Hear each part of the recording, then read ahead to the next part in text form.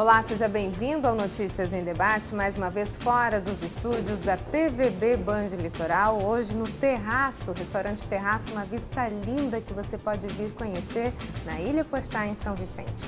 E o nosso assunto de hoje é inteligência emocional. Você sabe o que é isso? Sobre isso a gente conversa com Renata Maria Smokey Gaia, pedagoga. Boa tarde, Renata, bem-vinda. Boa tarde, bem-vindo a todos. Bom, a gente poder falar sobre esse assunto. Vamos explicar um pouquinho mais. Todo mundo fala, né? Tá faltando inteligência emocional, vamos discutir inteligência emocional. O que é inteligência emocional? Assim, acho que a melhor descrição é a gente reconhecer os problemas do relacionamento entre as pessoas, saber avaliar esses problemas e a gente poder tomar atitude em cima deles. Na verdade, eu acho que a inteligência emocional ela permeia todas as profissões e todas as pessoas. E é algo que as crianças vão ter que trabalhar desde a tenridade, lá da educação infantil. Dá para dizer que, simplificando o termo inteligência emocional, é ensinar a pessoa a se relacionar com os outros de uma forma saudável? Sim, acho que é ensinar a se relacionar, mas entender que os problemas vão existir e que o que eu faço com eles, porque a raiva, todos os sentimentos que as pessoas têm em relação ao outro ou às coisas, eles vão acontecer, isso é inevitável.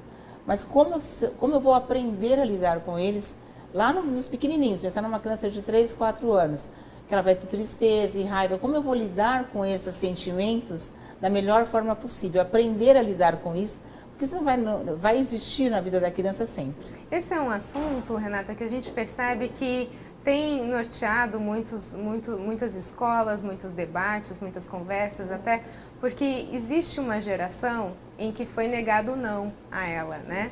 Então assim, ai não, coitadinha, não faz, não, deixa ela vai saber o limite dela. E aí a gente tem hoje alguns adultos dando muito problema para a sociedade porque não foi lhe dito um não antes. Isso. A gente pode dizer que a inteligência emocional, quando ela é trabalhada na tenra infância, lá, você está falando 2, 3 aninhos, ela vai despertar um adulto mais maduro que sabe lidar com as frustrações? Mas eu não tenho a menor dúvida. Eu acredito que a escola tem um papel fundamental, porque dentro da escola é que as primeiras relações acontecem. É óbvio que a família tem o seu papel, importantíssimo, é o primeiro convívio da criança, mas hoje, mais do que nunca, a escola é o lugar onde as crianças se relacionam. Muitas crianças filhas únicas, muitas crianças que não têm um espaço para brincar com outras, para se relacionar com outras crianças. Então a escola é o espaço onde ele vai ouvir o primeiro não, onde ele vai encontrar crianças iguais a ele, que têm os mesmos desejos, onde ele vai ter que dividir o seu primeiro brinquedo, onde ele vai ter que comer aquilo que todo mundo come. E esses espaços vão dando a possibilidade dele viver o não. Não o não, a palavra não, mas o não ter aquelas coisas que ele está acostumado na sua própria casa. Então, a criança vai ser uma criança diferente na medida que esse trabalho efetivamente acontecer. Agora, você está falando desse trabalho acontecendo dentro das escolas, né? Onde, na verdade, eu acredito que ele deveria começar já em casa. Mas vamos partir do princípio que a gente está falando de uma inteligência emocional trabalhada dentro de uma escola. Isso. A gente sabe de algumas notícias, alguns fatores que a gente vê muitos professores apanhando dos alunos quando eles são confrontados e eles partem para a violência. Isso. E muitos professores com medo até de exercer a profissão por conta de todo esse cenário que se fez no nosso país. Quer dizer, esse é um ponto que ele precisa ter a máxima atenção, né? Inteligência emocional. Isso. Agora, como trabalhar isso efetivamente numa criança? Considerar que a escola tem um papel acadêmico, isso é ponto pacífico. Todas as escolas têm que preparar as crianças num ponto acadêmico para uma finalidade, que seria o vestibular, seria o mercado de trabalho. Mas tudo isso só vai ser possível se eles forem uma criança que souber conviver socialmente. Impossível qualquer tipo de relação que eu não consiga viver de acordo com as regras do grupo. Então, hoje na educação infantil, depois no fundamental e na faculdade, na vida profissional, os meus amores, os meus relacionamentos com a minha família, em todos os meus relacionamentos, quaisquer que sejam, ele é necessário que a criança tenha, o adolescente tenha uma convivência harmônica. Então, é dentro deste contexto que eu acredito, que é na escola, junto com a família, sem dúvida nenhuma, mas que é possível sim trabalhar. Só que a gente hoje precisa preparar melhor professores, equipe, não é alguma coisa que trabalhe só um professor, mas é toda uma equipe, desde o porteiro, desde o cumprimento do porteiro, a tolerância, são vários sentimentos que estão envolvidos para que a criança tenha a inteligência emocional trabalhada dentro da escola. Não que a gente tenha uma resposta rápida, como uma super nani, por exemplo. Isso. Mas no caso, por exemplo, uma criança pequena de uma educação infantil que ela só responde mordendo e batendo. O que é feito nesse caso? Então, toda vez que a gente possa trabalhar com as crianças dentro da escola, a gente vai trabalhar através de ações efetivas. Então, no nosso trabalho, dentro da escola, a gente trabalha com elementos da vida prática deles.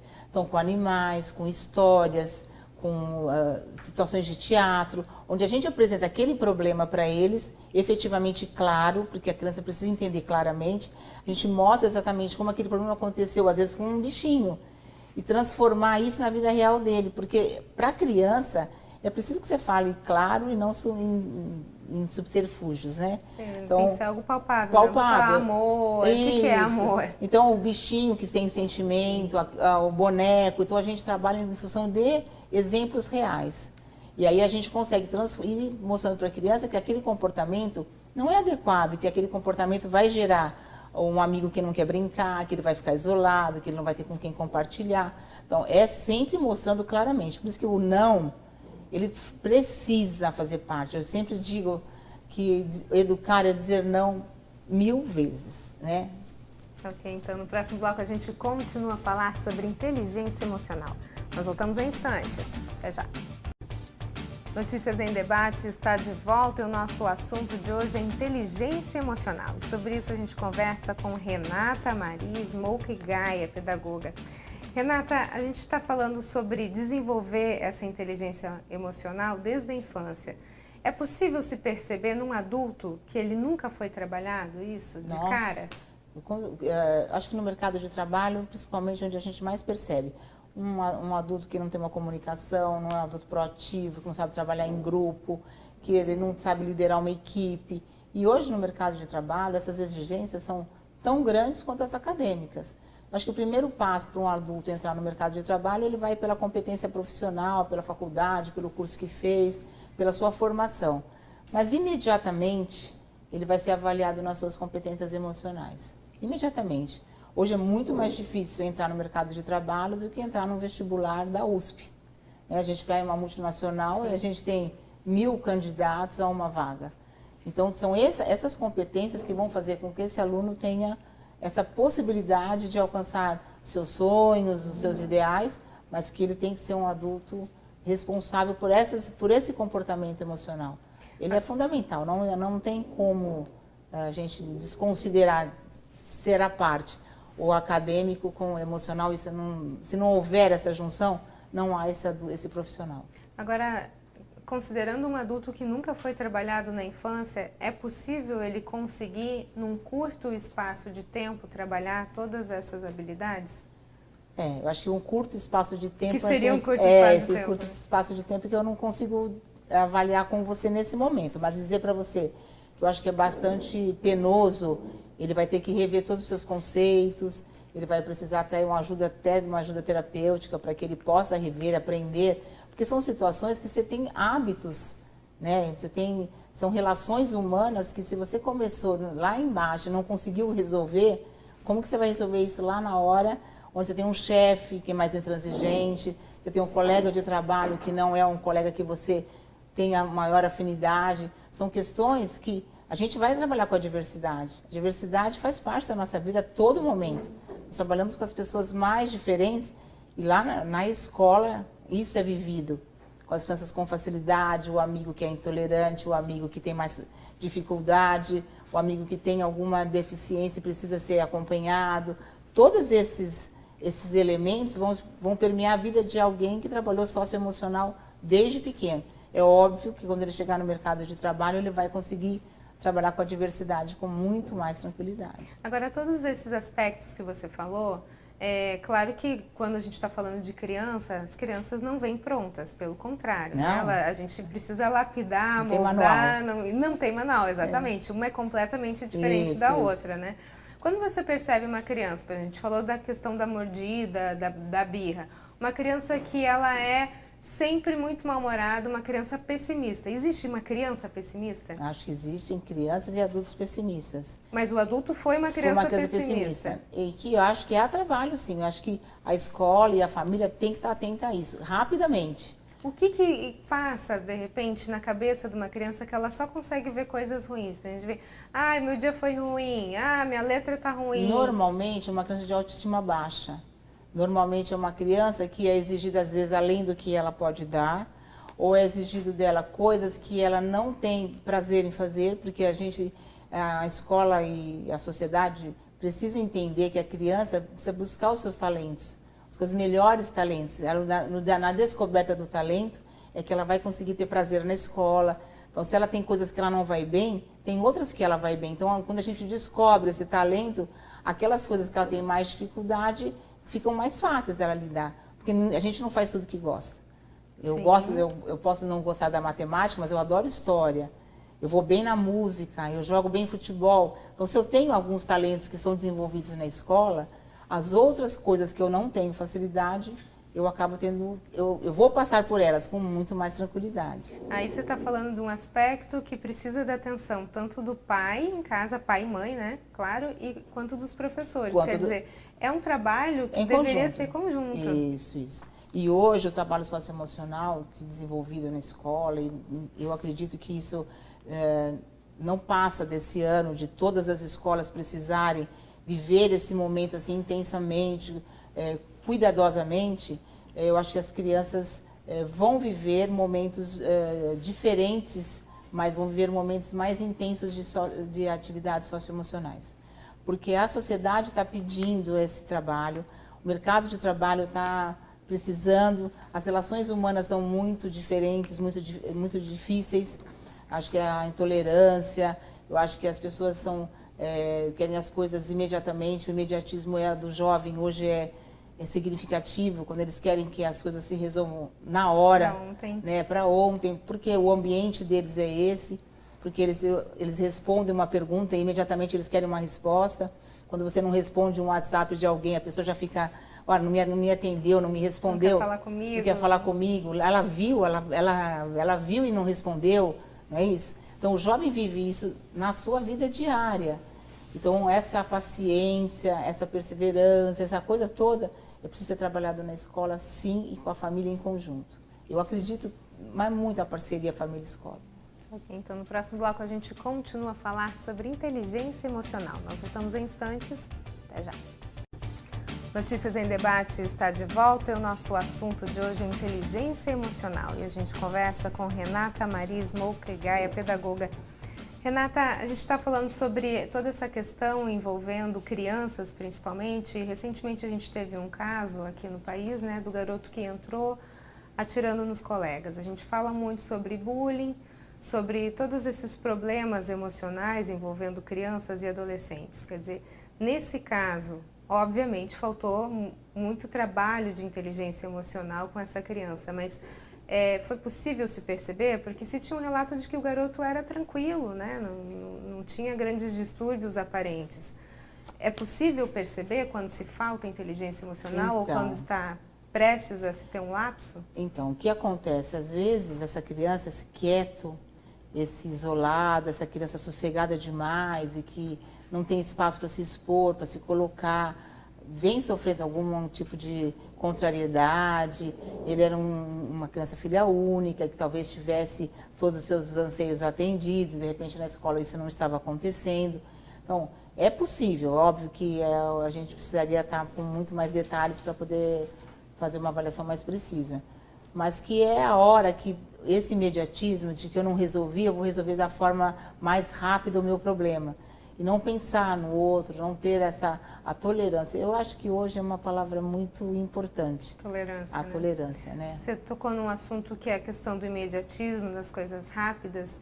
E quando a gente fala de inteligência emocional, a gente fala de relacionamento. Isso. Né? E esse é um ponto que as redes sociais têm deixado muito a desejar, muito. Porque existe o relacionamento cibernético e, na verdade, o toque, o olhar, as pessoas têm deixado muito de lado. O que a gente pode vislumbrado uma sociedade que está vivendo assim hoje, onde as crianças elas estão num restaurante brincando no seu iPhone, no seu iPad, no seu smartphone, todo mundo no seu mundo digital e não existe mais essa interação humana. Porque é uma companhia muda, ela não conversa.